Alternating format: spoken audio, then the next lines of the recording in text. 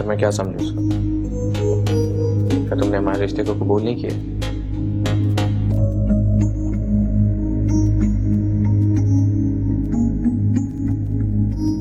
सारिम, जब तक मुझ पर से आपके सारे ख्यालात क्लियर नहीं हो जाते, मैं इस बारे में सोचना तक नहीं चाहती। ठीक है, तो फिर सोच लो और मुझे जवाब दे दो। सारिम, मैंने भी आपसे एक सवाल पूछा था जिसका मुझे कोई वाज़िह जवाब नहीं मिला अभी तक। देखो ऐसा, हर बात की वजाहत जानना जरूरी नहीं है और कुछ बातों का छुपा रहना ही बेहतर है। सारिम, आप क्यों नहीं समझते कि शौहर और बीवी का रिश्ता बहुत नाजुक होता है?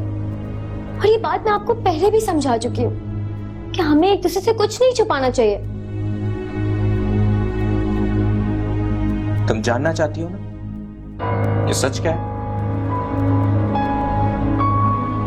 तो सुनो, हाँ मैंने फरिया से मोहब्बत की है और शादी भी करना चाहता था मैं उससे।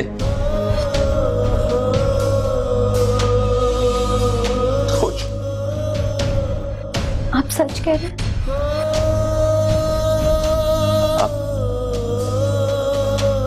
मेरा और फरिया का रिश्ता बचपन में ही तय हो गया था। हम दोनों ये बात बचपन से ही जानते थे, इसलिए मैंने सिर्फ फरिया को ही चाहा, कभी किसी को अपने दिल में जगह नहीं थी। फिर आपने उनसे शादी क्यों नहीं की? आप दोनों तो रिश्तेदार भी थे।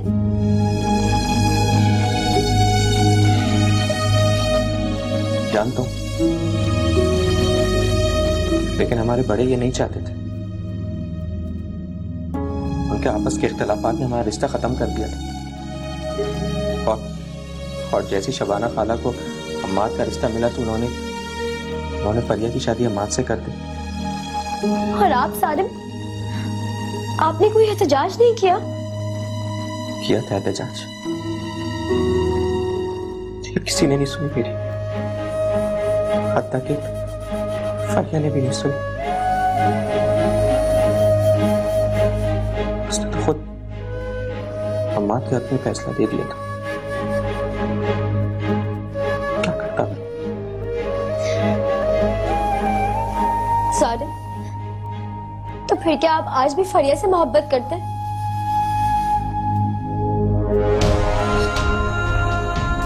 जवाब दें सारिम, क्या आप आज भी फरिया से मोहब्बत करते हैं? बोले सारिम, आप चुप क्यों हैं? पता नहीं।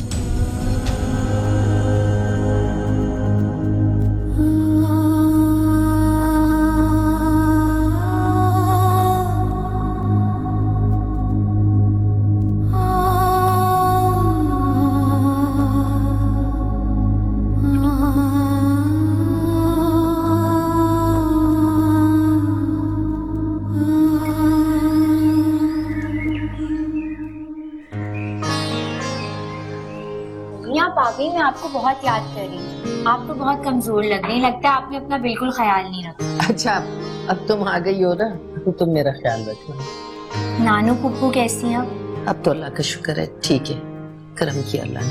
अम्मी मैं थोड़ा फ्रेश हो लूं, फिर मैं ऑफिस जाऊंगा। अरे छोड़ो, आज आराम करो, ऑफिस मत जाओ। नहीं अम्मी, मैंने उनसे पहले ही कहा था कि मैं जल्दी आ जाऊंगा, लेकिन मुझे वहाँ रुकना पड़ा। मैंने वादा किया मेरा जाना था। चलो, जैसी तुम्हारी मर्जी। वो अम्मी, मैं अपने घर जाना चाहती हूँ। घर जाना चाहती हो? आर्यन से पूछ लिया? मैंने भाई से पूछा और उन्हें कोई एतराज नहीं। चलो ठीक है, तुम जाना चाहती हो तो चली जाओ, खुश रहो। अच्छा, आप अंदर तो चले, मैं आपके लिए पानी लेके आती हूँ।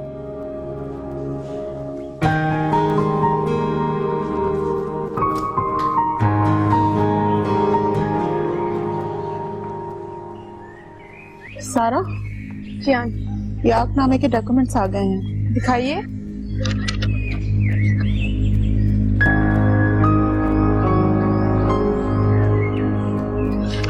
आंटी, ये तो तकरीबन कंप्लीट है।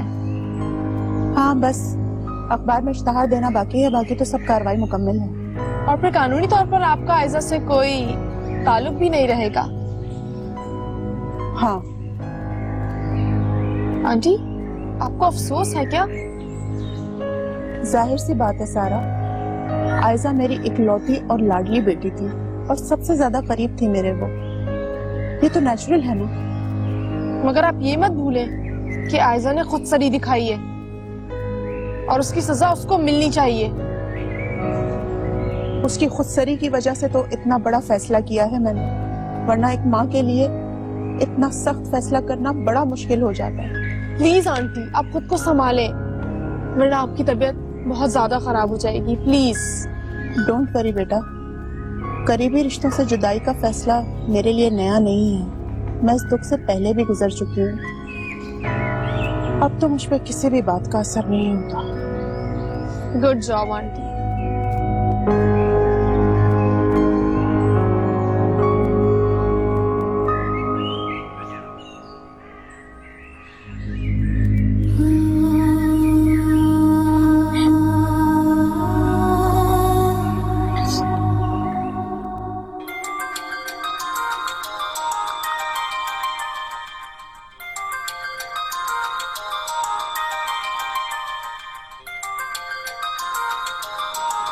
आयजा का फोन।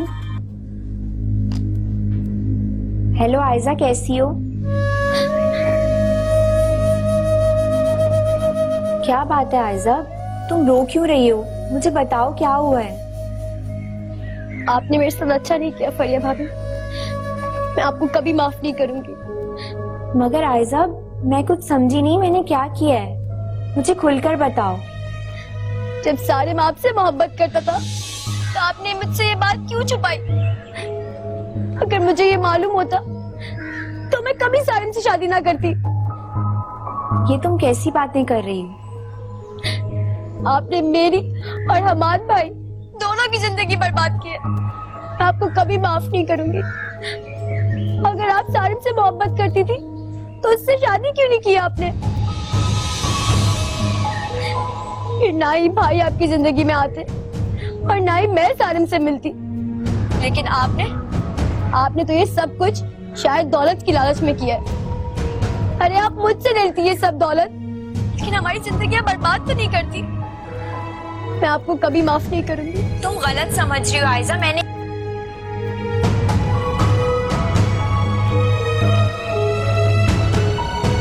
आयजा को मेरी बात सुननी ही होगी।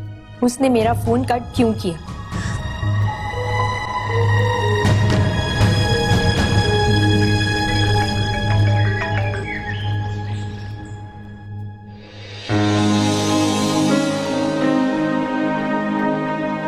जिंदगी के इम्तिहान तो बढ़ते ही जा रहे हैं। या अल्लाह, मैं क्या करूं? मुझे कोई रास्ता तो दिखा। मामू, आप एक काम करें। वो क्या? आप मेरी खुला की दरखास्त दायर कर दें, क्योंकि जब तक मेरी नदीम से खुला नहीं होगी मैं आर्यान से शादी नहीं कर सकती। हाँ, ये तो ठीक है। इससे एक और काम भी हो जाएगा। फखर भाई मुझे नदीम के साथ भेजने के लिए मजबूर भी नहीं करेंगे। वाह, ये तो खूब तरकीब बताई मेरी भांजी ने। लगता है थोड़े दिनों में अपने मामू को भी मात दे दोगी तुम तो इस मामले में। अब आप बस जल्दी से दरखास्त डालें। हाँ, बस मैं 1-2 दिन में ही ये काम करता हूँ। मेरे 1-2 अच्छे वकील जानने वाले हैं, मैं कल ही उनके पास जाके काम करता हूँ। बस ठीक है।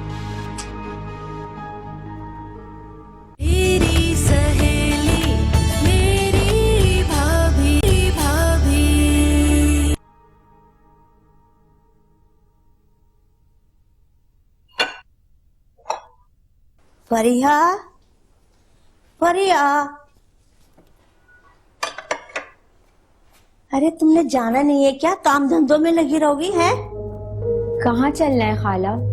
ओए अल्लाह, तुमने मुझे खुद ही तो कहा था जब शबाना आ जाएगी तो फिर तुम चलोगी बेगम आगा के घर, यानी अपनी ससुराल। अच्छा, आप वहाँ जाने के लिए बोल रही हैं। मैं समझी पता नहीं आपको कहाँ जाना है।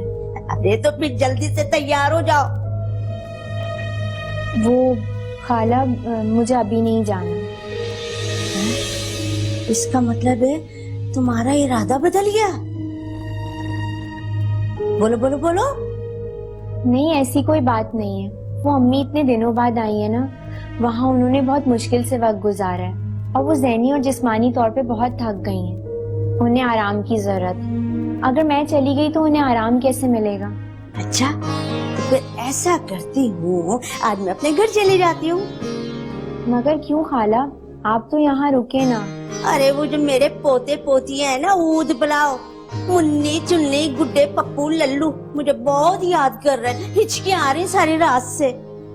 अच्छा खाला, तो फिर आप जाएं, मैं आपको कैसे रोक सकती हूँ? अच्छा तो मैं जाती हूँ, और जब तुम्हें बेगम आगा के घर जाना हो ना तो मुझे फोन कर लेना, मैं झट आ जाऊंगी। जी ओके। अच्छा तो अब हम चलते हैं।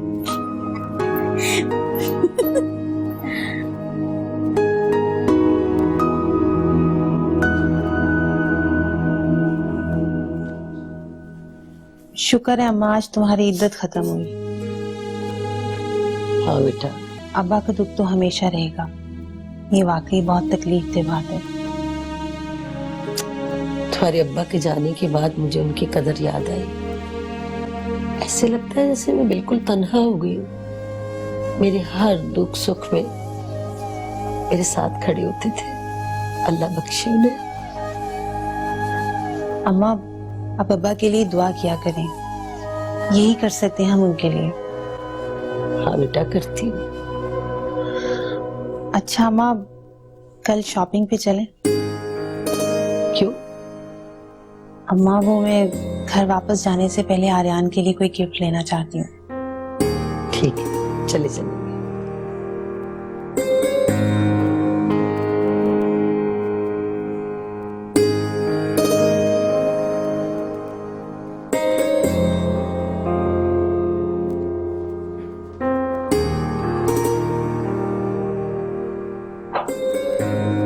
मम्मी, वो कल सलमा खाला की इद्दत खत्म हो गई, उनसे मिलने चले? कोई जरूरत नहीं उनके घर जाने की। मगर क्यों अम्मी? जो कुछ भी हुआ है उसमें सलमा खाला का तो कोई कसूर नहीं है। तो उनके बेटे का तो कसूर है ना। क्यों नहीं निकाला सलमा ने उसे? सलमा अगर अपने बेटे को गलत समझती और अपनी बेटी का दुख होता ना तो सबसे पहले उसे निकाल बाहर करती। मगर वो सारिम को क्यों निकालेंगी? वो उनका इकलौता बेटा है और खालू के बाद वही उनका सहारा है। तू भी तो मेरी इकलौती बेटी है फरीहा। तेरा दुख मैं अपने दिल में महसूस करती हूँ। मैं उस घर में नहीं जाऊंगी जो हर बार तुझे दुख देते हैं। अच्छा, आप चाय तो पी लो। नहीं पीनी मुझे, दिल खराब ही हो गया।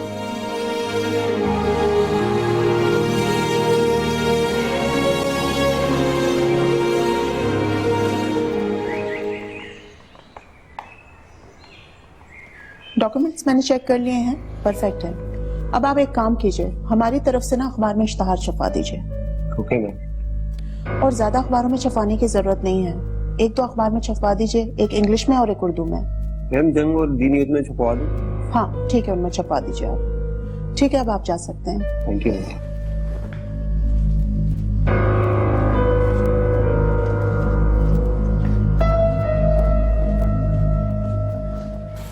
उफ अल्लाह, थका दिया लड़की तूने मुझे।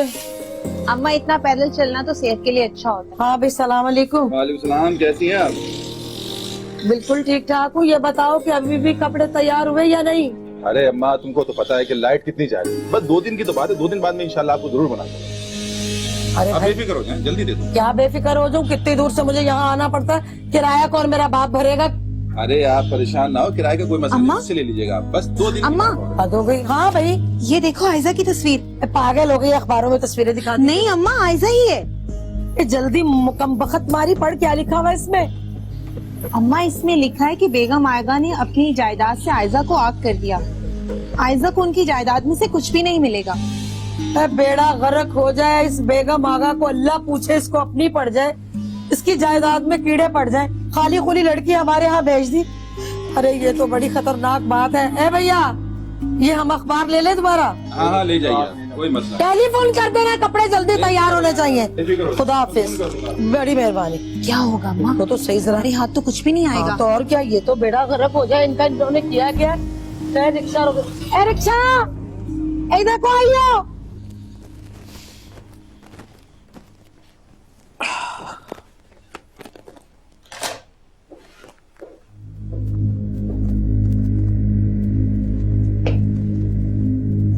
सारिम, मैं आपसे एक बार फिर से पूछ रही हूँ, क्या आप आज भी फरिया से मोहब्बत करते हैं? पता नहीं,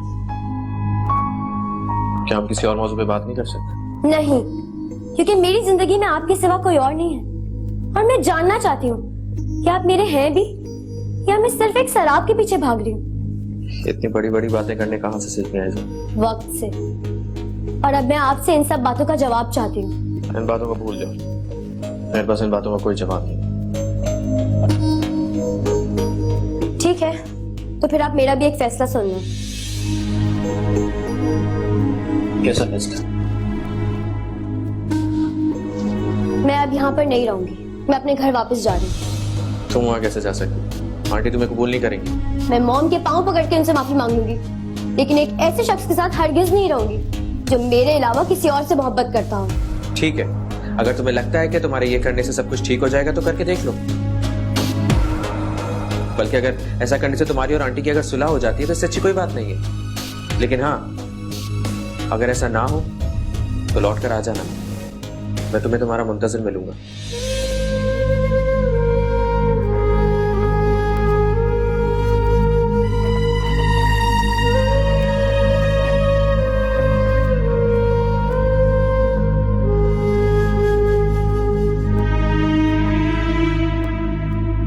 मैं तो किसी भी तरह खाला के पास जाने को तैयार ही नहीं। ऐसा करती हूँ, मैं सलमा खाला को फोन कर लेती हूँ। उससे कम से कम उन्हें एहसास तो होगा ना कि हम उनके दुख में उनके साथ हैं।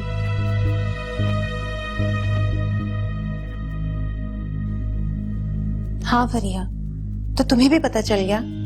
मेरीन, मुझे याद था कि सलमा खाला की इद्दत खत्म हो रही है, इसलिए हम लोग आ ही नहीं सके। मैं तुम्हें इसलिए फोन कर रही हूँ। ओह, तो तुमने इसलिए फोन किया? मुझे लगा कि तुम्हें पता चल गया होगा। किस बात का मेरीन? मुझे तो कुछ नहीं पता। प्लीज जल्दी बताओ, तुम्हारे इस तरह कहने से मुझे घबराहट हो रही है। बेगम आगा ने आयशा को अपनी जायदाद से आग कर दिया फरिया, और ये खबर मैंने आज ही अखबार में पढ़ी है। क्या? ये तो बहुत बुरा हुआ। आयशा तो बहुत दुखी होगी। पता नहीं, मैंने आज ही खबर पढ़ी है। आई थिंक आयशा को इस बारे में कुछ पता नहीं है। अच्छा, तुम आयशा का बहुत ख्याल रखना। मैं दोबारा फोन करूंगी तुम्हें। खुदाफिज। खुदाफिज।